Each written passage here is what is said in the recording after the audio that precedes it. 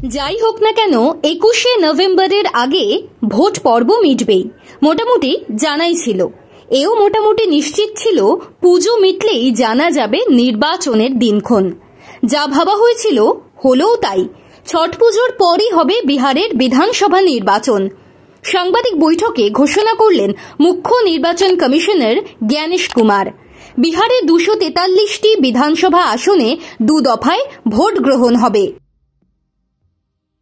প্রথম দফার ভোট হবে 6 নভেম্বর আর বিহারে দ্বিতীয় দফায় ভোট গ্রহণ হবে 11 নভেম্বর। বিহারের বিধানসভা নির্বাচনের ফল ঘোষণা হবে 14 নভেম্বর। বিহারের দ্বিতীয় দফা ভোটের সঙ্গে মিলেমিশে থাকছে দেশের আরও 8টি বিধানসভা উপনির্বাচন। জম্মু ও কাশ্মীর, ওড়িশা, ঝাড়খণ্ড, মিজোরাম, পাঞ্জাব, তেলেঙ্গানা এবং রাজস্থানের 8টি বিধানসভা আসনে উপনির্বাচন হবে। ওই 8টি আসনে উপনির্বাচনের ফলও 14 নভেম্বর ঘোষণা করা হবে। ফলে নভেম্বর থেকেই দেশে ভোটের আমেজ শুরু হয়ে যাচ্ছে, যে ঢেউ এসে পড়বে 7 মাস পরে বাংলাতেও। জ্ঞানেশ কুমার জানান, প্রথম দফায় 121টি আসনে ভোট গ্রহণ হবে আর দ্বিতীয় দফায় ভোট গ্রহণ হবে 122টি আসনে।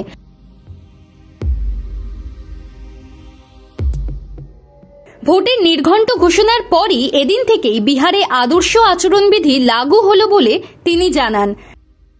দিন 6 আগেই বিহারে চূড়ান্ত ভোটার তালিকা প্রকাশ করেছে জাতীয় নির্বাচন কমিশন। বিশেষ নিবিড় সংশোধন বা এসআইআর এর পর চূড়ান্ত ভোটার তালিকায় 48 লক্ষের নাম বাদ পড়েছে। বিহারে এসআইআর হওয়ার আগে গত 24শে জুন মোট ভোটার ছিল 7.89 কোটি। গত 30শে সেপ্টেম্বর চূড়ান্ত ভোটার তালিকায় নাম রয়েছে 7.42 কোটির।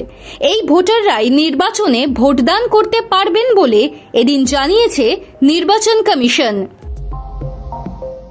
মুখ্য নির্বাচন কমিশনার এদিন জানিয়েছেন, 7.42 কোটি ভোটারের মধ্যে পুরুষ ভোটার 3.92 কোটি এবং মহিলা ভোটারের সংখ্যা 3.5 কোটি। প্রথমবার ভোট দেবেন 14 লাখ ভোটার। জাতীয় নির্বাচন কমিশন জানিয়েছে, বিহারের বিধানসভা নির্বাচন থেকে দেশ জুড়ে 17টি নতুন উদ্যোগ, যাকে বলা হচ্ছে নিউ রিফর্মস, তা চালু হচ্ছে।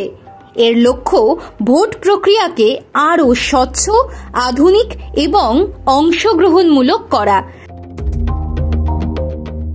যা আগামী দিনে সারা দেশ জুড়ে ভোটে লাগু করা হবে।